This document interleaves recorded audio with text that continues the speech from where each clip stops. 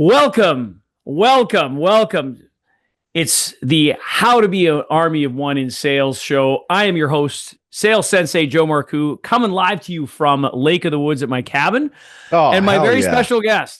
my very special guest is my good friend, my brother from another mother, Galel Fajardo. Before you say anything, Galel, I was just going to share with you, and I said, forget it, I'm just going to put it on the show. My daughter, Ketadin, who's 26, who's never met you, she said, I have to leave the cabin because I know it doesn't make you nervous that I'm around. I'm nervous that, I might be crunching on popcorn or whatever, and it might show up on the show. And she was literally going, woo, Galel, woo, Galel, woo, Galel. And I'm like, have you even met him yet? She goes, no, but everything that you've said about him, I just love this guy already, Papa. So Dude, just so that means so freaking much to me, dude. I love that. Thank you. Yeah. Thank you, man. That's true awesome. Story. I like literally 2 minutes ago, she's like, I got to get out of here because you're going to be on your show. So welcome to the How to Be an Army of One in Sales, my man.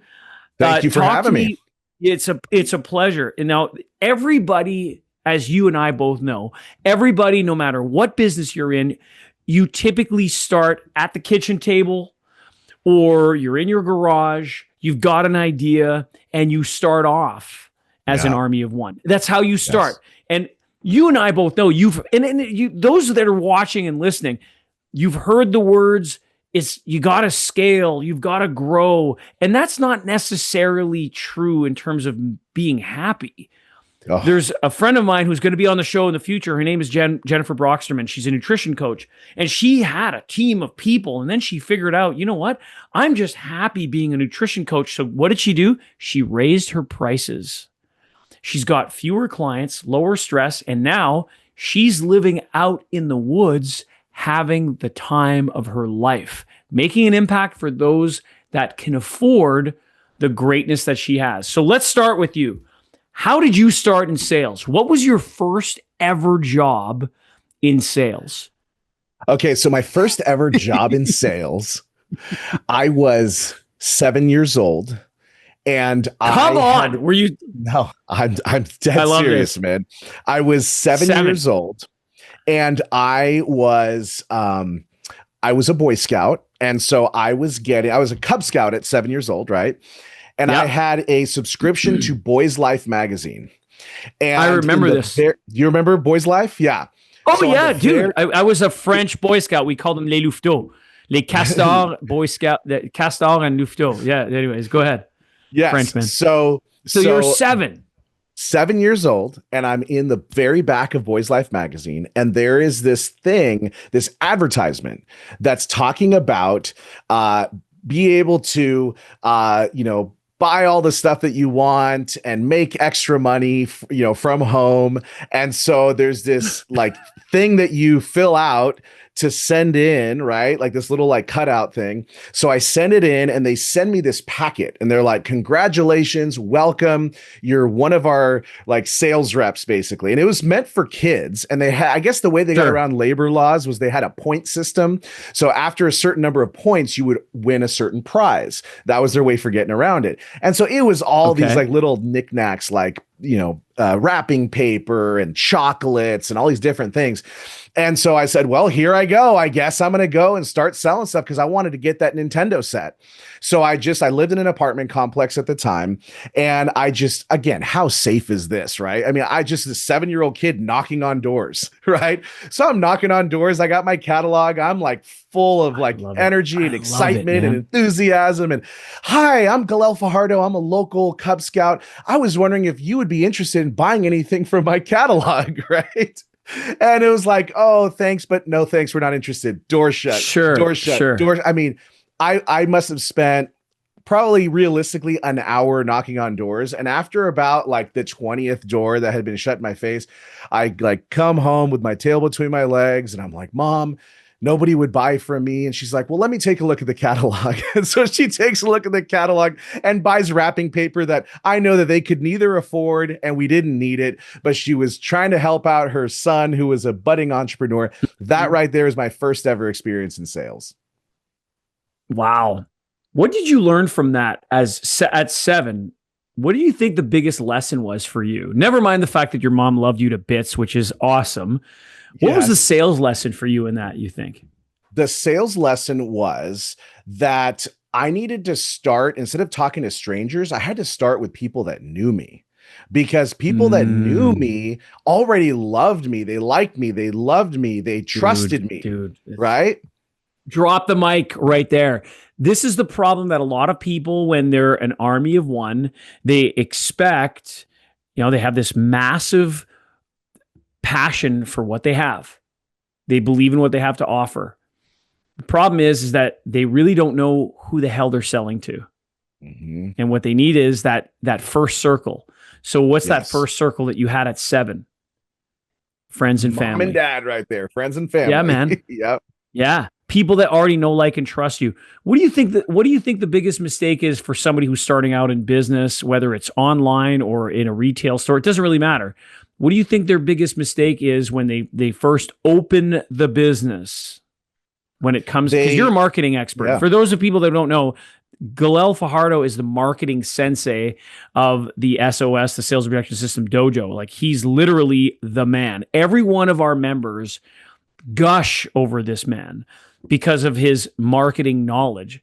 So in this same context, what's the mistake that people are making when they first start their business? Well, I appreciate the kind words, but here's what I will say is I am a student teacher when it comes to marketing, right? I stand on the shoulders of giants, right? And so the biggest mistake I think that people make when they start out is that they assume that just because they throw a shingle up, they open the doors, that strangers are going to come flooding in and give them their business. Right. And so I see a lot of new people do this, right? You can be in real estate. You could be a coach. You could be a, business coach, fitness coach, whatever business it is that you're in. And people assume that just because they advertise, people are going to buy from them. And that can be very demoralizing, right? Because you then all of a sudden you realize, wait a second, like, I just thought if I just throw my name out there, people are going to buy from me.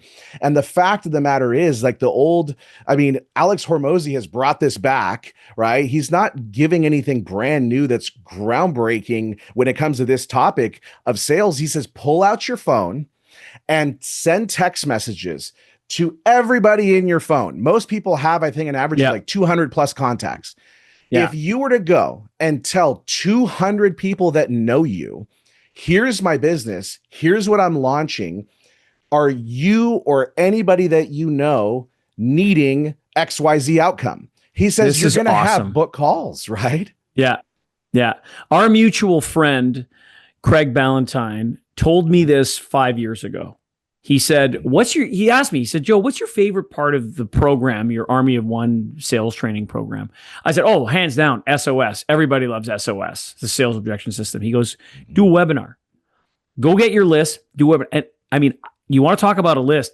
I took every list. I went all the way back to Yahoo, AOL, and I emailed everybody. I had 44 people show up. My internet crashed. I still did it. This was during the pandemic. Still came back 10 minutes later. 42 people were still there waiting for me. These are all friends. And then in the end, I made an offer, and I had my first 2 customers of the SOS Dojo join right there. Yeah. So it just goes to show you. And again, like, I went through this device, my old AOL account list that was, how many years old is that? I'm dating myself. And that's the point, right? And this isn't new. Hormozy, Tony Robbins, Russell Brunson, they haven't invented anything new. What they're doing is they're reminding us of the importance of taking action. Yes. And this brings up an interesting fact of there's some people that are within the program that you and I have created from click to close. And there's some people in it that have been in it for 12 weeks. We don't have to name names. These are great people. They're well-meaning. What's the biggest challenge that these people have had in the last 12 weeks from learning from both of us? Yeah, I would say it's gaining clarity on who it is that they're selling and what they can do for those people. Right? That's the biggest thing. Like, before you start selling, like, you've got to be able to know, like, number one, can I help somebody? right? It's just not like I'm not here to just sell something to somebody. Like, can I help this person with what they need? And so gaining that Yeah. clarity, I think, is number one. Once you know who you're selling to, then you look at their problems and figure out, Yeah. does my offer solve those problems? Right. Mm. Versus what I think a lot of people approach business, this mentality of looking at people when they have dollar signs or Canadian dollar signs or euros over their heads, right? And just looking at as people equals money versus let's figure out who I want to sell to, and let's figure out, can I solve their problem? Can I help that person Mm. breathe a little bit easier tomorrow? Can I help their Yeah. shoulders just drop down a little bit? Can I help them be happier, more fulfilled in Yeah. life with what I have to offer? Yeah. So let's shift gears. The question that has always intrigued me because I've known you for a little while now. It's I think I know the answer, and instead of putting words in your mouth, I want you to share it with us. What is the Mhm. driver for Galel? What drives you to wake up in the morning and want to do all the work that you do and the gifts that you give back to the world? What is it? What's your drive, man? I'm It's curious. it's impact, man. The mission has so changed over the years. I'll tell you, when I first started in business, I started my first business at the age of 17. I wasn't even What was legally an that? adult. It was a mobile notary business. So I Oh was wow. doing loan document signings for escrow companies and arranging Yeah. for the notary to go to the home to sign the documents. And so I would charge the escrow company, $150, and I would pay a notary public $100, and then my company would make $50 for setting that up. So Perfect. here I was Yeah. making passive income, right, as a 17-year-old. And the mission then was like, I got to make money. I want to make $100,000. My goodness, if I can make $100,000 a year, I've really made it, right? And I was very Right. blessed that at 21, I was making more than six figures. And then Mm. I set my sights on higher economic goals.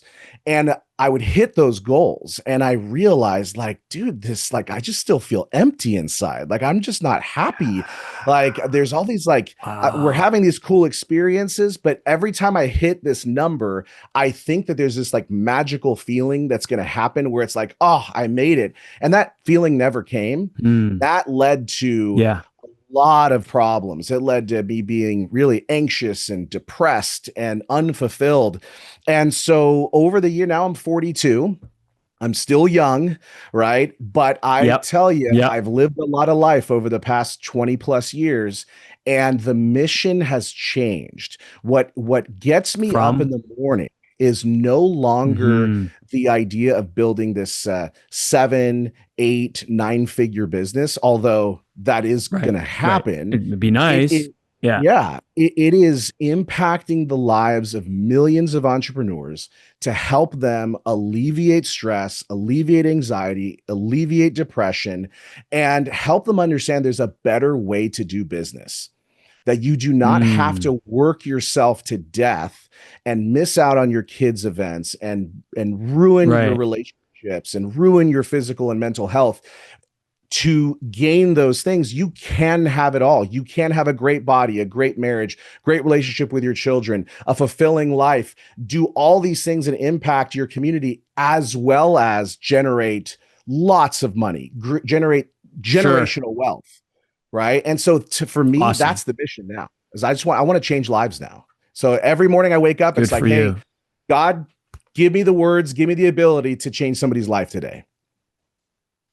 So as someone who you've been able to impact me with your faith, you've shared with me, there's things that being an army of one in sales isn't just about being somebody who can close every sale, because that's not the point.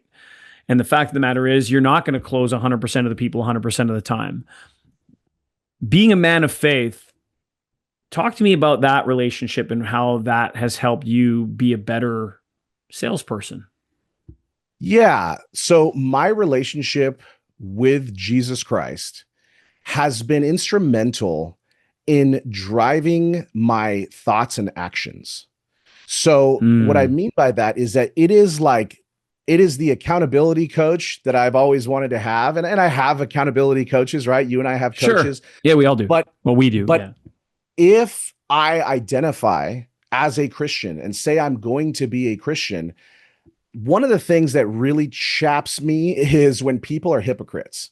And so I will be the Hmm. first to tell you, I am not a perfect man. I make mistakes on a Right. daily basis, right? I am not perfect by any means.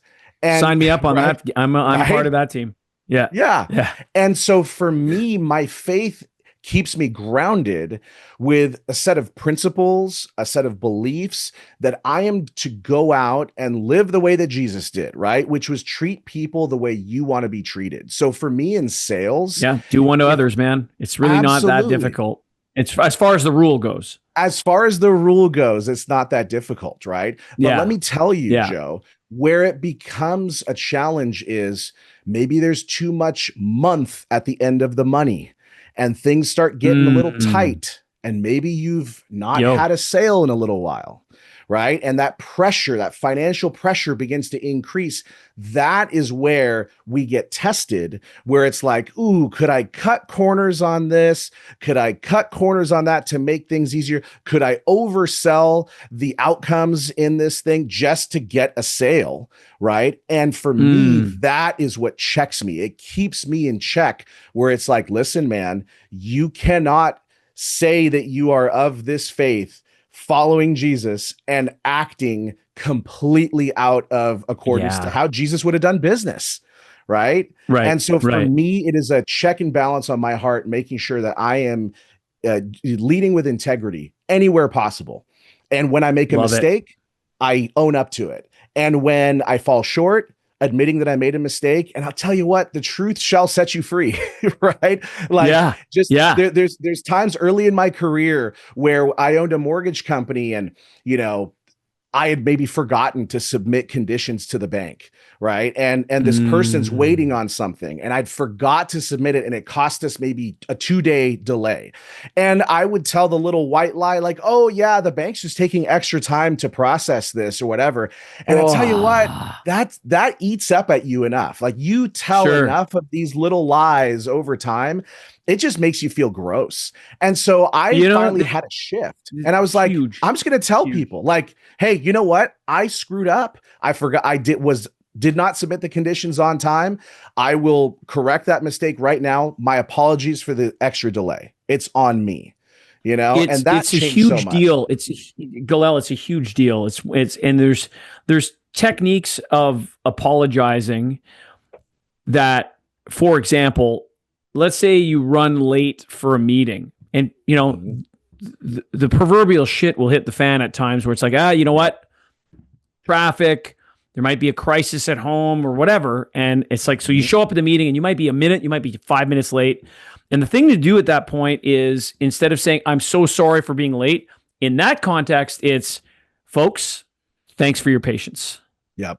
Because at that point, somebody like you or somebody like Craig Ballantyne, who we both know very well, it's like, it's, hey, these are the standards that they have.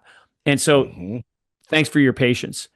Mhm. You coming in with that level of integrity because you recognize somebody's value of time, or you coming in with, hey, I made an error and I'm owning up to it. It's like going to a restaurant, and every restaurant, I don't care which restaurant it is, at one point human error will happen. Like, Mhm. because you can get good food everywhere. It's not just the way that the restaurant works. It's what happens when they do screw up, and they will. Do they, just hope that you don't notice? Or do they Mhm. go, oh my, we made an error. We're going to make it right. Mhm. And then it's what do they do to make it right? And in your case, it's, hey, I made an error. And it doesn't mean it gives you the right to make more errors more often. That's not it at all. It just speaks volumes about the type of person you are, man. And kudos. No, Kudos. I It's appreciate awesome. that, man. But here's the thing. I'm in full disclosure. Like I was not always like this, you know, in my Sure, of 20s, course, of course. even in my early to mid You had a 30s, right? transformation. Yeah. Absolutely. So that's When what was my that faith. moment? When was it that clicked in? When did you realize? I mean, it might have been a series of steps that got you to, Yeah. hey, I've become. But where was it, or when was it, or was there a specific moment that clued you in where it's like, I can't do this anymore, man. I have to change. I've considered myself a Christian since I was about 9 years old. Okay. And until probably my early 30s, I would tell Mm, you that I was a very casual Christian. And so my faith did not become as centered as it is in my life until my mid 30s. And so there was just a point. It was just kind of like stacking over time where I got sick and tired of being sick and tired, the old proverbial yeah. cliche, where I was just like, you know what? Mm, I'm sick and tired of this shit. I'm tired of like yeah. pretending that I'm somebody that I'm not. Like, I'm tired of like going to church on Sundays and then like feeling like I'm keeping God out of my business. Like, oh no, like God, you can have all these other areas, but like here, I'm just gonna still be, like a little shady or not tell 100% of the truth. And I was done with it. I Yeah. was done with just like the half truths and protecting myself mainly for my own ego. I've shared, with everybody, I struggle with ADHD. Sometimes I suffer Right. from it. Sometimes I thrive with it. Right. And Yeah. Yeah. as a result of that, things used to fall through the cracks often. And so I was like constantly defending myself with these mistakes that would happen by telling these white lies like, oh no, the bank's taking too Mm, long. And I finally got fed up with it right. and said, you know what, screw this. Like, let's just be authentic. Let's be real. Let's tell the truth 100% of the time, even if it hurts people's It just makes feelings. it And easier. You don't have to it's remember just lies. don't, yeah, you just don't have to remember anything. So I You just, just it just, let me focus on what matters. let me just tell you the truth, Yeah. right? And so Yeah. that it was just like kind of compounding over time. And finally I just said, screw it. Like, I'm just gonna own up Yeah. to myself and my own mistakes. Perfect. You're a guy who's got a lot of energy, and it sales takes energy. Yeah, What what are some of the things that you do to maintain this level of high energy? And there's you could talk tactics, you could talk nutrition, you could like go everywhere. And if there's little sure. secrets, or is there some kind of miracle drug, go ahead, tell us the truth, Galel. We want to know. Okay. So I will say this first. It starts in between your ears. So Okay. I am totally convinced that the way that we approach business, it starts with our mindset, right? Because if you and I have talked separately, like you and I both have stuff that happens in our lives, right? We've got stuff in our Yep. lives that things happen, with family members and ourselves and relationships and stuff, right? And so I can choose to bring that in. And you'd be like, so Mm. Galel, how you doing? Doing all right. I'm better than I deserve, Joe, and just kind of like Hi, approach it Eeyore. from that mind. Yeah, exactly. Eeyore, right? I can approach it with that mindset, or I can look at every time that camera turns on, or every time my computer turns on and I am there to do service for other people. It is a Yeah. blessing to be able to serve others. It is a Yeah. blessing to get to work for myself. It is a blessing for me to be able to help breathe life into somebody else that's struggling. And so that's what I approach it with. It's the attitude that I bring. And I I and I love it. tell you, that's been the biggest shift for me, has been bringing that attitude. Now, let me tell you, on a tactical side, getting sleep, right? Making sure your hormones are in check, making sure that you're Yo. hydrated, right? Right? I got my Yo. water here. I got my caffeine with Yeah, my Coke Zero over here, right? mine's empty, but I got this. Yeah, I just Yeah. opened this right before you, Coke Zero, baby. Yeah. I Yeah, this drank is it, water right baby. before we started. This is Yeah. this is the fuel of champs right here, right?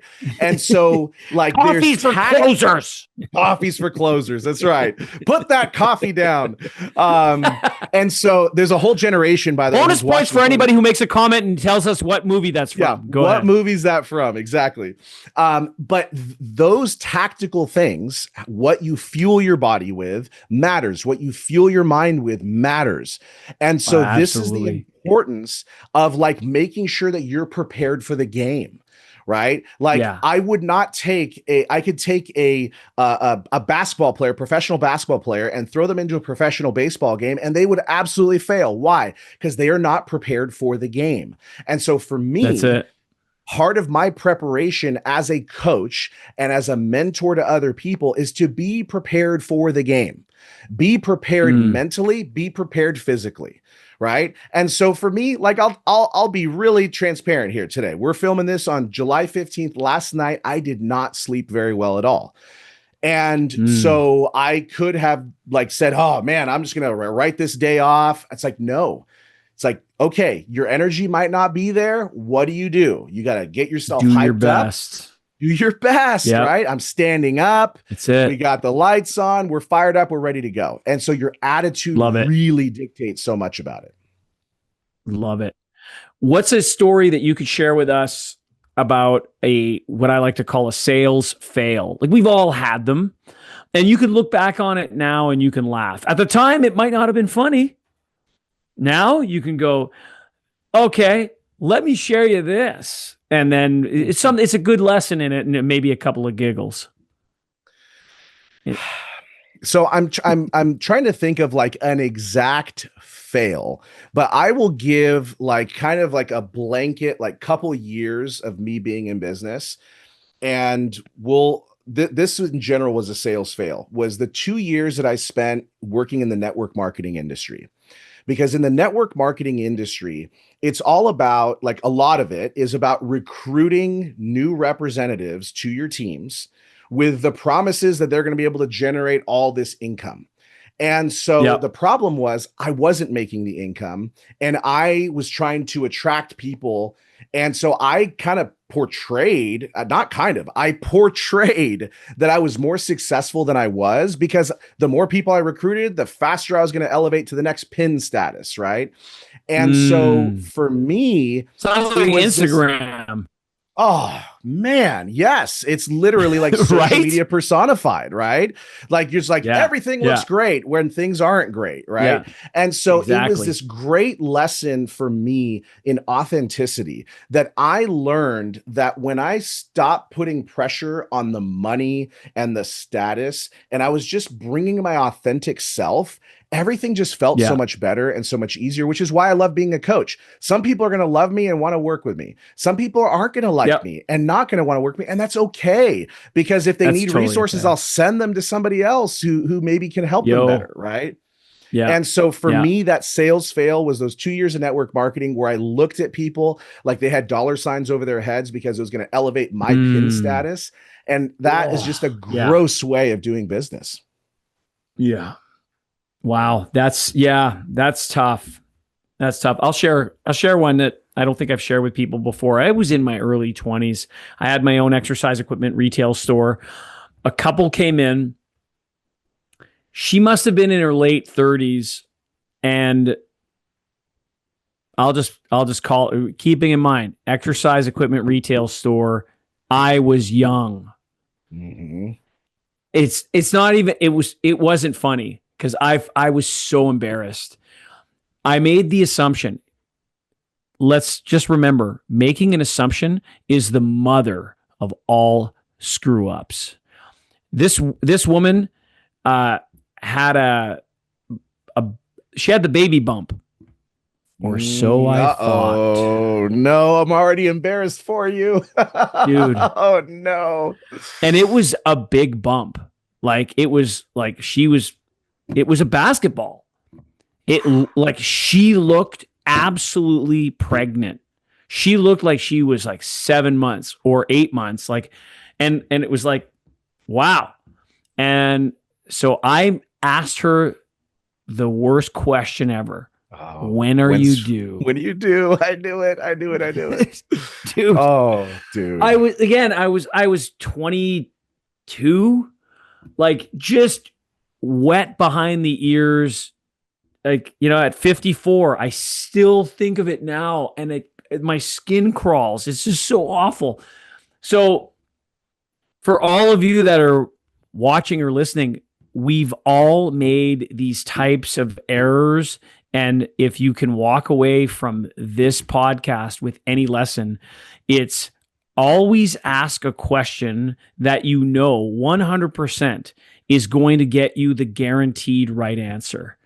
Because that one, when are you due, blew up in my face. And there was literally, I was the owner of the store, granted, very young.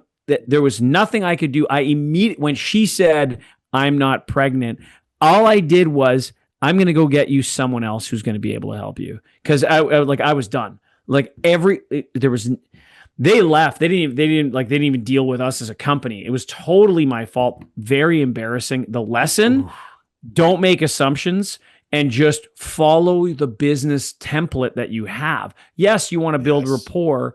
And so I could have quickly found out through other questions that not only was she not pregnant, she likely was dealing with an ailment because Yeah. it literally because it just, or something.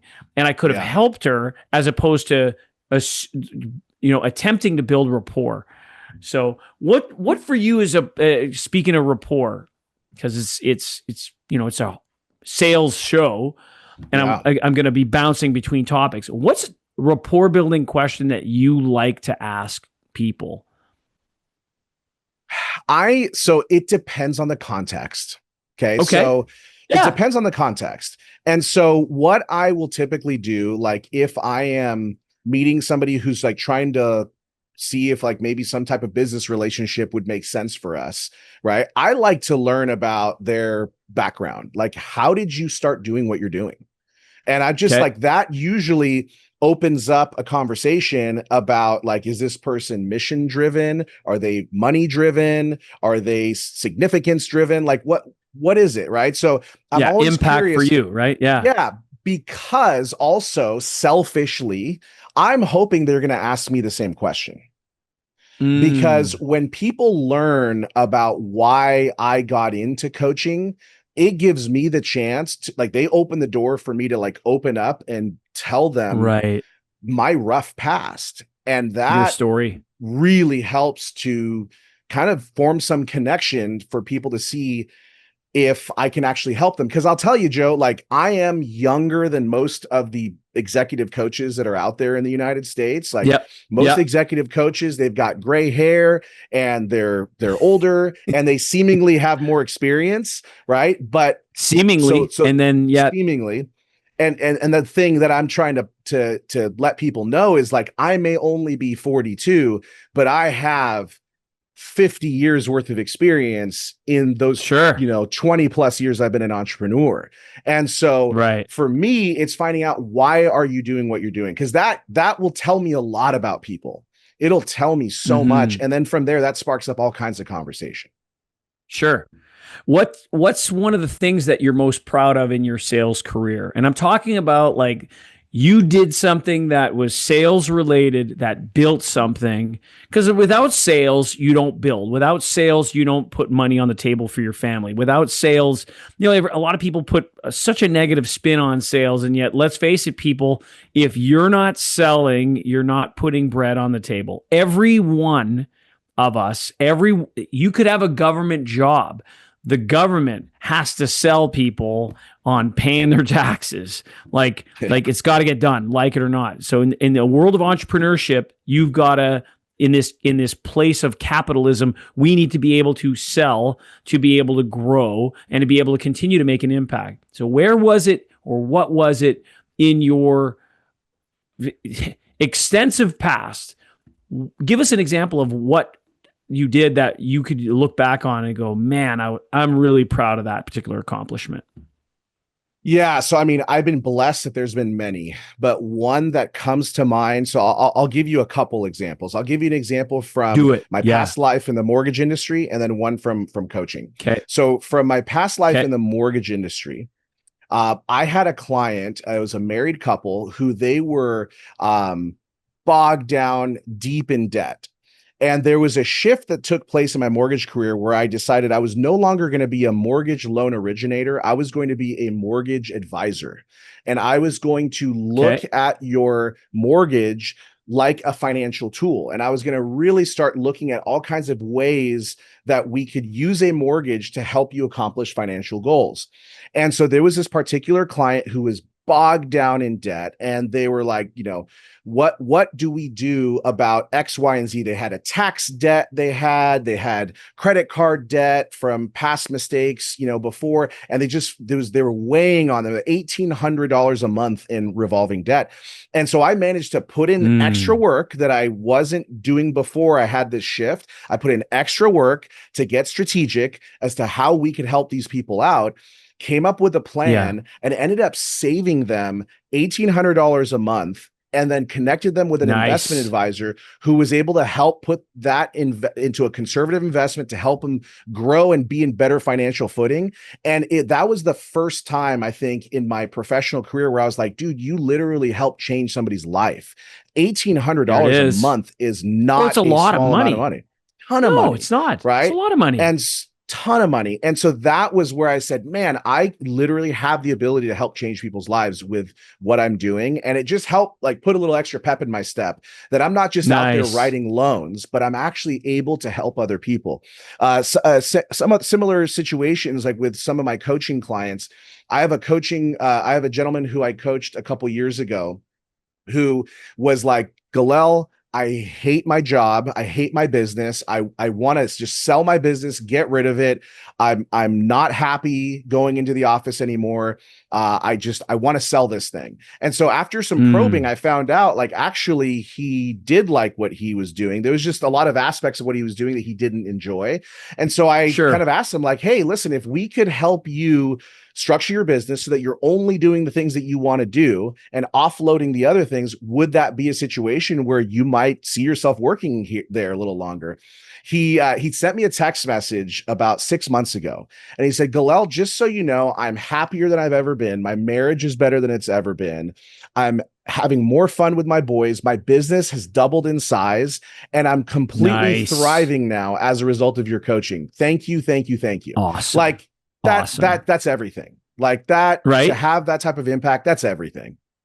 You must go to your wife, Emily, and tell her stories hey, I just got this. You must go to right? Do.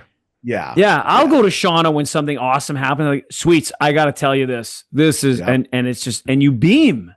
Yes. Right? Yeah. What kind of impact does Emily have on your sales? Dude. I mean, the person that you marry has the biggest impact on you as a business owner. It really does. Yeah. And so for me, I have a confidant. I have a best friend who is there to cheer me on when things are going well. And when things aren't going as well, I don't tell her how bad, things are in my head necessarily. I save that for my coaches, right? But she knows that I'm feeling down. Of course she does. She knows I'm discouraged. And so just a hand on the back of my neck, a hand on my back, we're laying in bed. She puts her hand on my chest, hey, can I pray over you? Just those types of things, just fill me up with just energy and strength that, only comes from above, it's just, it is truly women are amazing, and a man who finds a great woman is just super blessed. And so I am one of those 100%. Men. I know you are as well. And Big it's time. Been everything just to give me that confidence and keep me grounded and keep me down to earth. Cause guys like you and I, we end up on we get the great introductions. We go on stage in front of hundreds of people and it feels great. And then you come home and it's hey dad, can you go to the garage and grab me this thing, please? Hey, I'm guys, I just came from an event where I had people wanting to take pictures with me, and you guys are just treating me like I'm just some other guy. It humbles you, Get the lawnmower. It's I don't mow my lawn, by the way. I don't. The dishes aren't done yet, Galel, right. So it keeps Can you start humble. The barbecue, honey? Yeah, it's got you. Yep. It keeps you humble, and it's great because that's what I need.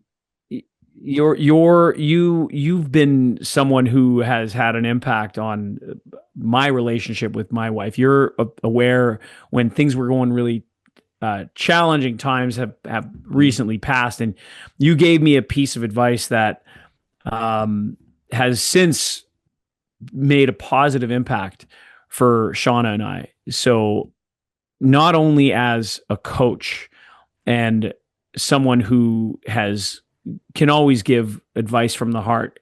Just as a friend, you've been someone who's made an incredible impact, not just on me. I can say on me and my relationship with my wife, me on my relationship with my wife and our higher power, our to now make it a habit of, hey, you know what? I just want to be able to say thanks for everything, like say thanks to God for everything that we have. You have also that trickles down into everything that we do. And so it's how to be an army of one is, again, something that you are, because you've been given gifts, man. And Thank you brother. give those gifts with you're shielded, and you've got strength from something that's powerful. And that, you know what, as I'm not going to use it as a crutch. I'm certainly not going to be one to start banging an evangelical. I don't think it's my place, at least not at this point in time, because I'm still learning about what it's all about. And I've got a daughter who's a youth minister and a pastor, and I'm like, I speak like a sailor half the time. I'm dropping F-bombs, so it's not my place to. It's just not. All I just want to say is thanks, brother. I really Man. do appreciate you to the bottom of my heart. Thank you for opening that door. And I'll tell you the same conversation I've had with many other people. The words are not mine; they come through me. I'm just the vessel, And so if I feel inspired, we could say I will that share about it. Yeah. We could say that about sales in general, right? I mean, like 99% of the stuff that I have the blessing of being able to share with other people, I've learned from other people. And it goes all the way back, interestingly enough, we could probably do an episode. And again, this is not meant to be a Bible thumping episode here, folks. This is like literally there are lessons to be learned everywhere, and the Bible's got a ton of sales lessons in it. It's amazing. Big time. I wanted to, and we'll save that for another time. I'm going to go here with you. What does Galel Fajardo do for fun when you're not working? I know a couple of things. Share with us, like, what do you do when and I know you have date night with your wife. I see some of the foods that you guys go out and eat in Southern California. So that could be one of them. What do you like to do for fun, brother? What keeps it real? What keeps it real? I mean, spending time with my family, spending time with my wife, obviously. When I'm, by myself smoking a cigar, I mean, like tobacco is like anointed by God himself, like I'm convinced. I love. Thanks for giving me those stogies, bro. Oh, dude, of course. And giving people gifts that are meaningful. I love that. Right. Yeah. So I love a good cigar. I love the beach. I love to travel. We have an RV that we take around the country, mostly here in the Western United States. We were just in Colorado last month, amazing. And that's a blast. Playground. Making memories. Just playground. Have fun, like for me, I just like to have fun. I officiate baseball. I officiate high school baseball, high school football. I volunteer doing youth baseball. That's some of the stuff that I do for fun. It's like my wife would say, well, what doesn't he do for fun? I'm always doing stuff, but like really my passions, my family, travel, going to the beach, baseball, playing with my dog, Mikey. I mean, it's great. Mikey and Loki are going to have to get together for sure. 100%. They're going to have to make that happen.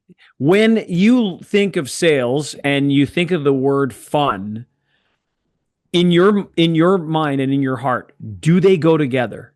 100% they do. Absolutely. Yes. Absolutely they go. Yes. Together. Yes. Hell they yeah. absolutely go together, because there's nothing more fun than talking with somebody who you can help.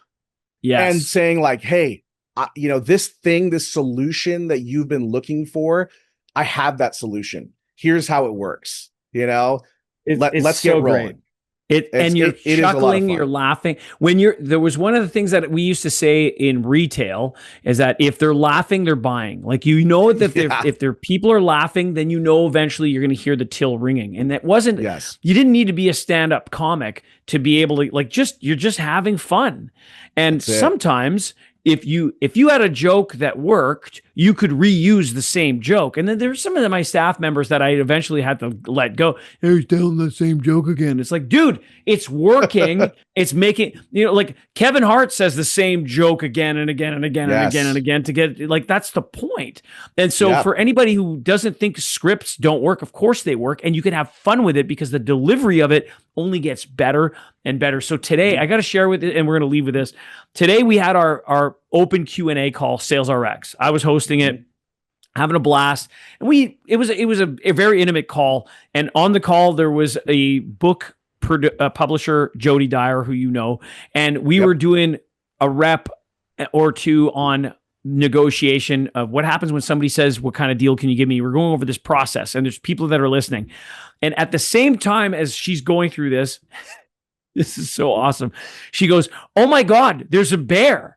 And she lifts up her camera like squirrel, but except it's bear. And she's in the Smoky Mountains of Tennessee, and she just got that beautiful draw. "Oh my gosh, there's a bear." And she turns over the camera, and everybody's face goes, right? And then at the same time, my neighbor here at the lake shows up with his 2 dogs and my dog, and the dogs are barking. Everything's picking up on camera. And I'm like, I got to change location. My dad is here visiting. So he's saying, "Hey," to the neighbor. The dogs are barking. There's a bear, right? It's just chaos on this call. And then out from the corner, Brad, one of our black belts, says, This episode of Sales RX is brought to you by wildlife." Where else could you have that experience? Just here. Come on. And everybody just cracks up laughing. And my neighbor later on came by and he was like, "I'm so sorry. I didn't realize that you were in." And I said, "Listen, man, the people that are within this group in the dojo, everybody's chill. Like we have a lot of fun. We share a lot of laughs. And I guarantee you wouldn't be a part of this community, Galel, if you weren't having fun and you weren't sharing laughs with us. It just doesn't, And so on that note, if you wanted to get to know or learn more about Galel Fajardo, if you want to, because Galel is also a hired gun. He's an army of one as well. He's part of this team. He's part of Craig Ballantyne's team. He also has just small availability. If you're interested in finding out more about his coaching, his marketing, I would say the madness of marketing that exists today, this guy is the sensei of marketing. So now you can actually hire him individually. How do people get a hold of you? What are the ways that they can find you, Galel? Thanks, brother. Well, if you are an army of one, or you've got a team that you're working with, come talk to us at the SOS Dojo. So I would tell you, you join our program from click to close. That's a great way. You get the best of both worlds and work with both Joe and me, right? You get it all. Yeah. Find me on Instagram at Galel Fajardo, or just go to my website at galel.com. That's GALEL.com, and we'll be in touch there. Crazy. That's awesome. Listen, folks, if you're interested, go reach out. Go just look at his Instagram and you'll get to know who Galel is. I want to say thank you so much for being here, my man. And I want to thank you all for listening. You got it. Thank you for listening to. This has been Joe Marcoux, your sales sensei, on behalf of Galel Fajardo, how to be an army of one in sales. We'll see you next time. It'll be with Doug Knoll, the lawyer turned peacemaker. See you soon.